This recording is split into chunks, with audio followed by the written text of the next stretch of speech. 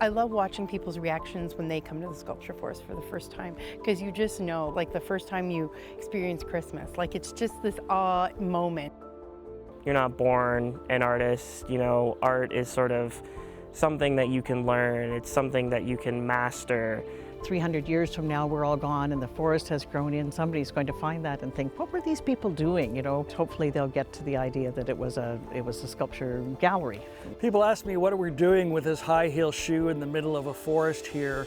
I said, well, I just like to say that we're more than rocks and trees and lakes here in Haliburton. We know how to step out on the town. The Haliburton Sculpture Forest is actually the best and the biggest and most unique sculpture forest in all of Ontario. I've been a friend of the Sculpture Forest ever since it started back in 2001, and even when I'm not working, I come here just to walk with friends or with my dog, and it's a place that I never get tired of coming. When the Sculpture Forest first started, the group of people, Barb Boland and Jim Blake being the two people that really got this going, the goal was kind of to install one sculpture per year, and they have far surpassed that. I was talking to the Al McPherson, who was the coordinator of the ecotourism program at Fleming College, and we were talking about places in the world that have done something like this, and he told me about the Grisdale Forest, which is in the Lake District in England, and that they had sculptures in their forest. So I went to England, actually stayed in the artist residence, went out to see with the curator there, went out to see the sculptures in the forest.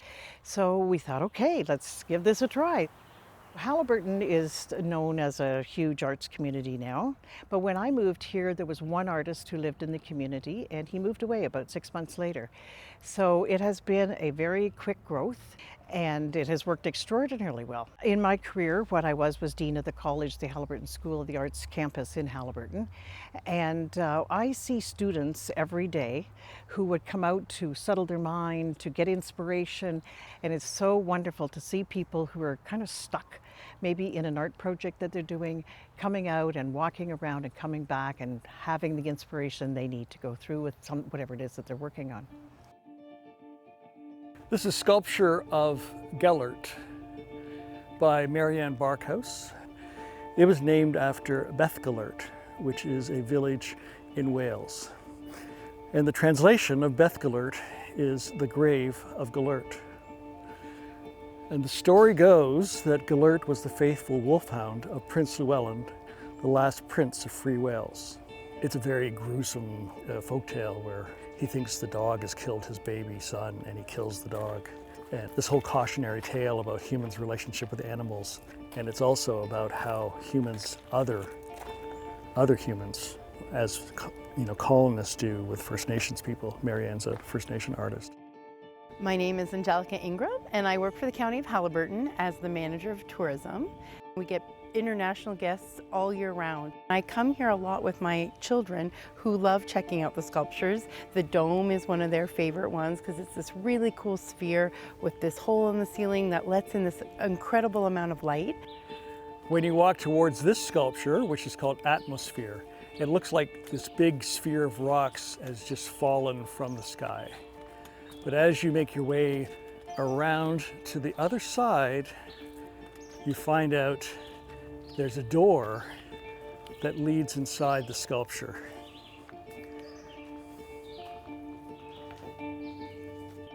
The person who commissioned this sculpture, her idea was a secret space. And we take the ideas from the person who wants to commission it. We send a message to artists all across the country. They put in proposals, and then we choose one. And this one won hands down as a secret space within the woods. People love to come and sit in here. This sculpture was created by John McKinnon, who's an artist from Nelson, BC. Our creed here is to make this not like a museum, more so just like a space for the art to sit. But there's a lot of story behind each of these things that doesn't get to be told, right? So we like to do free guided tours every Tuesday at 10, starting from July and ending in August. People with great in-depth art backgrounds come here to see the sculptures. People that have never entered a museum love coming here as well. And one of the great things that I love as a tour guide is seeing the expression on people's faces when they first come up to a sculpture or when they hear the story behind the sculpture. Just that you can just see there's a whole new world that opens up to them. And the sculptures have been chosen so that people can go up to them and be with them and climb on them and touch them and caress them. They get a true sense of what the sculpture and the art is all about. People are very, very respectful of our outdoor sculptures. We've never had any problems with any vandalism, and we have so many people that are friends of the Sculpture Forest.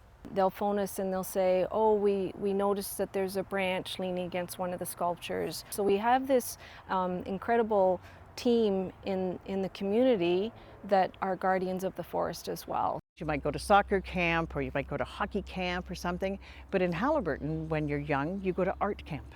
So people grow up with an understanding that artists are real people, they're not magic, they don't have special powers, they learn to do the techniques that they do. Some people are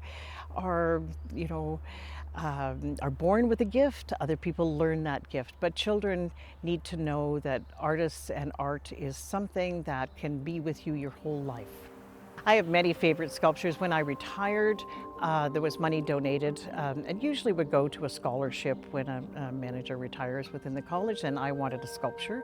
So we have Fire and Ice, a really big shoe. There's a few of them that are like shaped like people. It does kind of feel like, you know, what do they get to do during the day when they're sleeping here alone on this rock? Or another sculpture that we have, Embracing Eos. The sculpture is standing and facing due east and reaching up as if to embrace the dawn. And there's a goddess, a Greek goddess of the dawn, whose name is Eos. In the myth of Eos, the dawn goddess, she was cursed by Aphrodite so that she would fall in love with every young man she meets, which has got to be exhausting. Now, one of the interesting things about this sculpture, because it's all this black wire, is in the evening it just disappears into the background. So we've had a lot of people email or call or whatever and say, where did Embracing Eos go? It's disappeared. It even gets us sometimes. Even I've looked at it and thought it's disappeared. One day it was found with a Tim Hortons cup in one of its open hands.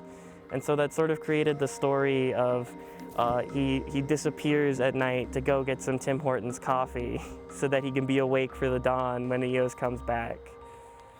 The wonderful part of it is just people experiencing the sculptures themselves, making their own stories. I think my favorite sculpture is Das Buch 23 by Marianne Rime.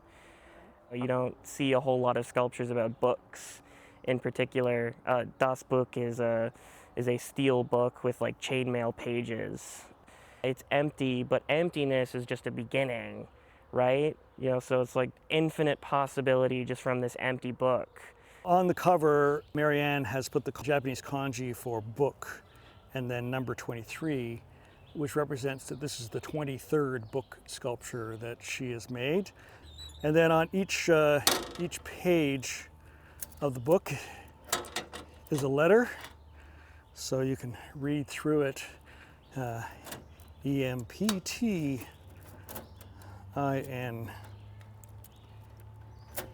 ESS. So the book spells emptiness, which a lot of us with a Western view see as a very sort of sad thing. It's like it's emptiness. But I was showing this to a Christian a Christian scholar who said, yes, but in the beginning there was nothing. Wow, I hadn't thought about it in that way. And then I was talking to a Buddhist priest, and she said in Buddhism we meditate to create the empty, to give space for things to come in. And I thought, wow, I hadn't thought about it that way either.